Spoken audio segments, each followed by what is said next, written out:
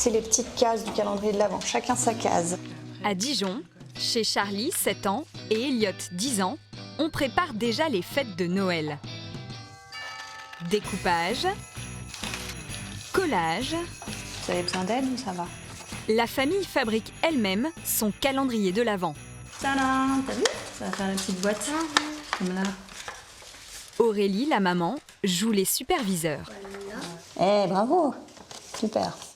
Adepte du fait maison, elle a imaginé le modèle seul. C'est des colis que je reçois avec des habits dedans, que j'achète sur Internet.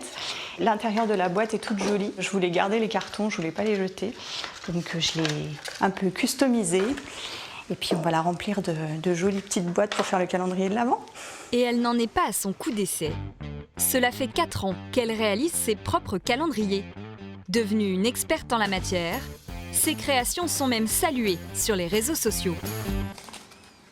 Parfaitement rodée aux travaux manuels, C'est pas des débutants en bricolage, j'avoue. Charlie et Elliot plient l'affaire en à peine 1 heure. Voilà. T'aimerais qu'il y ait quoi dedans? Des chocolats. Faudra attendre un peu quand même. Aurélie tient à garder l'effet de surprise. Alors elle remplit le calendrier seule. Les garçons ouvriront les cases chacun leur tour, un jour sur 2. Alors, j'ai quasiment tout pris en double.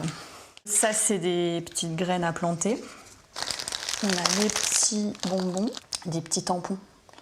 J'ai des petites choses comme ça. Là, c'est aussi le côté personnel. C'est le calendrier de l'Avent fait par maman, quoi. Comme elle, beaucoup de Français succombent au plaisir du calendrier de l'Avent. J'en achète 3 pour mes enfants. C'est à ne pas oublier cette année. Ça fait partie de la magie de Noël. C'est devenu un véritable business avec 100 millions d'euros de ventes l'an passé. Le plus connu et le plus acheté, c'est le calendrier de chocolat. Près de 12 millions d'exemplaires ont été vendus l'année dernière, bien qu'il soit de plus en plus concurrencé par les calendriers de jouets. Et si à l'origine, il servait à faire patienter les enfants jusqu'à Noël, le calendrier de l'Avent séduit désormais les plus grands. Il en existe pour tous les goûts et toutes les bourses. Au total, plus de 250 références. Du 1er au 25 décembre, à chaque jour sa surprise. Pour les coquettes, des produits cosmétiques. Ou plus original, les amoureux du terroir pourront se régaler avec des fromages d'exception ou bien se désaltérer avec des bières artisanales. Les plus coquins ont également droit à leur calendrier, contenant huile de massage et autres plaisirs à partager. Le marché est hautement stratégique pour les différentes marques qui possèdent presque tous leurs modèles, d'autant que l'essentiel des ventes se réalise en 15 jours fin novembre. Alors pour tirer leur épingle du jeu, elles se livrent une véritable guerre des calendriers de l'Avent. Pour le comprendre, il suffit d'aller dans une grande surface, à l'approche de Noël. Elle est quand même très sympa la PLV. Léo Langevin, à gauche, a de quoi être satisfait. C'est le chef de secteur d'un fabricant italien de chocolat. Son travail, rendre sa marque plus visible que celle de ses concurrents. C'est super, ça nous a permis vraiment d'insuffler un air de Noël à l'entrée du magasin. Et cette année, il a réussi un coup de maître. Il a décroché un emplacement stratégique, 16 mètres carrés juste à l'entrée du magasin, impossible de passer à côté. Ce qui m'a plu, moi, c'est que si tu veux, c'est un chalet de montagne, mais à Paris. On a de super ventes, c'est vrai que ça nous a permis de booster par rapport à l'année dernière. Si le décor du chalet a été choisi pour attirer les acheteurs, ce n'est pas un hasard. Il évoque l'un des calendriers de la marque, et pas n'importe lequel. Ça, c'est la meilleure vente sur le marché. C'est vraiment le produit préféré et le plus plébiscité, si je peux dire, par les Français. Le chalet, c'est 2 600 000 exemplaires vendus l'année dernière. Et ce n'est que l'une des 10 références destinées principalement aux enfants. Parmi elles, il y a aussi une nouveauté censée attirer un public différent. On va par exemple cette année aller chercher une visée qui soit plus ludique. Donc on a des calendriers avec 6 petits livres, 6 petites histoires. La marque innove chaque année car l'enjeu est colossal. La période des fêtes représente 25% de son chiffre d'affaires. Ok. Alors, pour toucher un maximum de personnes et s'inviter chez vous pendant 25 jours, les petits, mais aussi les grands, n'ont pas été oubliés avec ces 2 modèles supplémentaires. Une stratégie payante, puisque la marque qui a écoulé 5 millions de calendriers l'an dernier est leader auprès des enfants et surtout, elle a relégué ses concurrents en fond de magasin.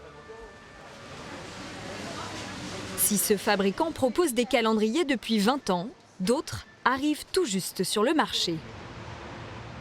Chez ce traiteur parisien de renom, les pâtisseries raffinées remplissent les vitrines de cette boutique.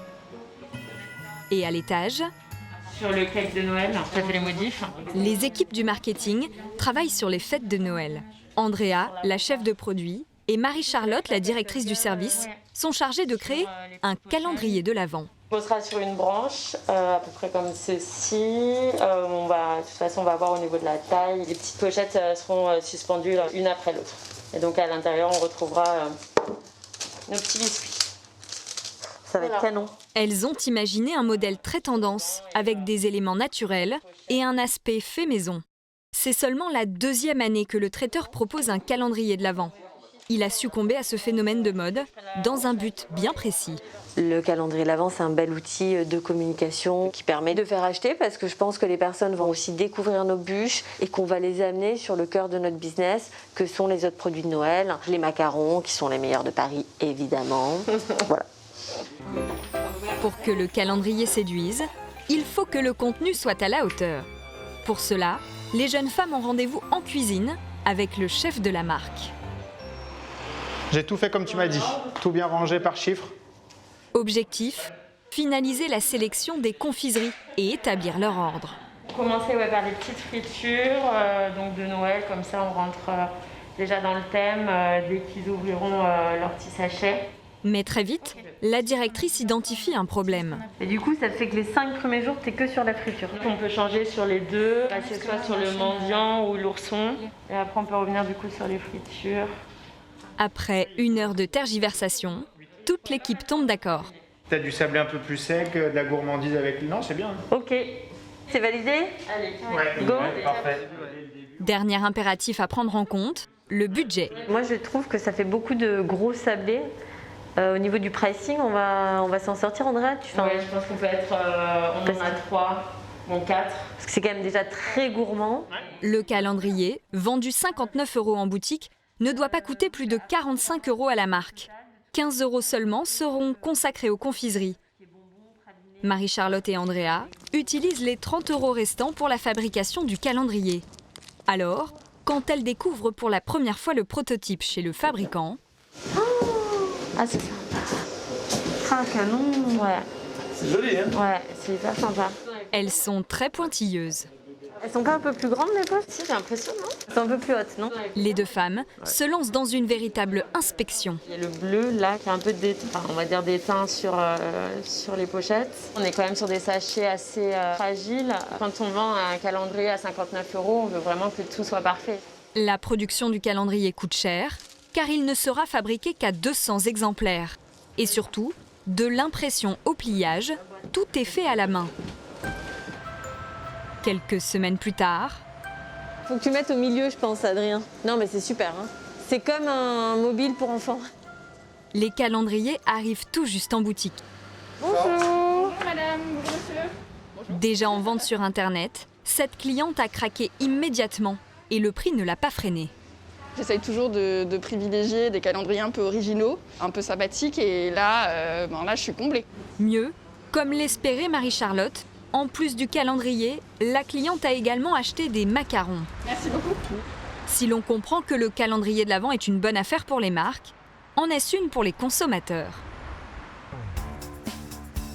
C'est bon, ça part, elles vont être contentes.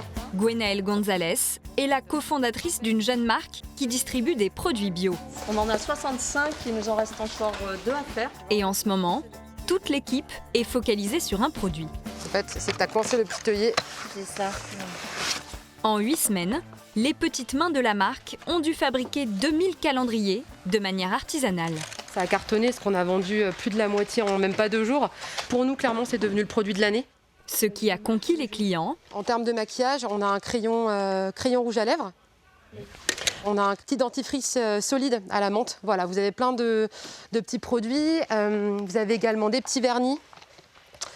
Voilà, on a beaucoup de marques françaises, comme des brosses pour nettoyer le visage ou des limes à ongles écologiques. Un calendrier bien garni qui est vendu sur leur site ou dans leurs 2 boutiques à 89,90 €. Un tarif à première vue plutôt élevé.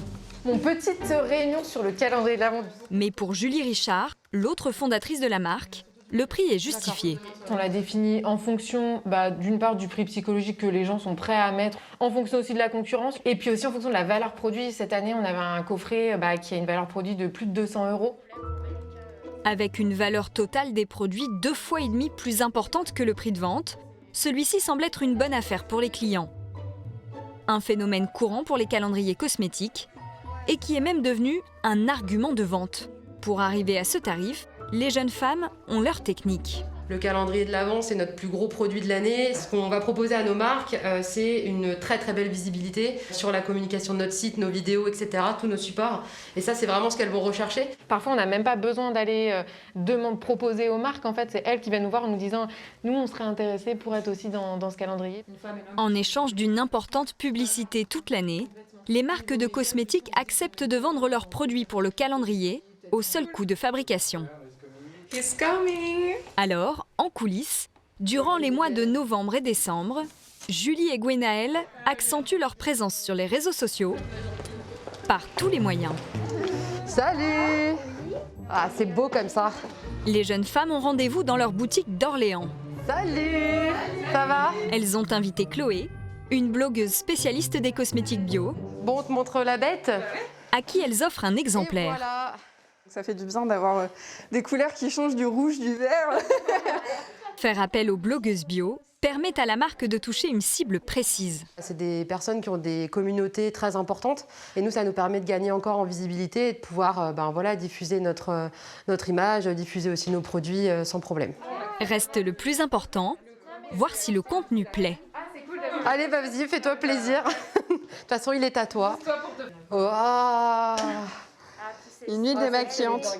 Génial. L'opération séduction semble bien partie. J'ai l'habitude d'avoir des calendriers de l'Avent, j'en ai tous les ans. La cosmétique, ça fait de nombreuses années en fait que j'achète des calendriers ou j'en reçois tous les ans. La première case déjà donnait bien envie avec le premier produit. Donc j'ai hâte de voir la suite. Et quelques jours plus tard, effectivement, la blogueuse vante le calendrier auprès de ses abonnés. Une belle page de pub pour un investissement minimum. L'an prochain, les jeunes entrepreneuses ont déjà prévu de fabriquer 3 fois plus de calendriers de l'Avent que cette année.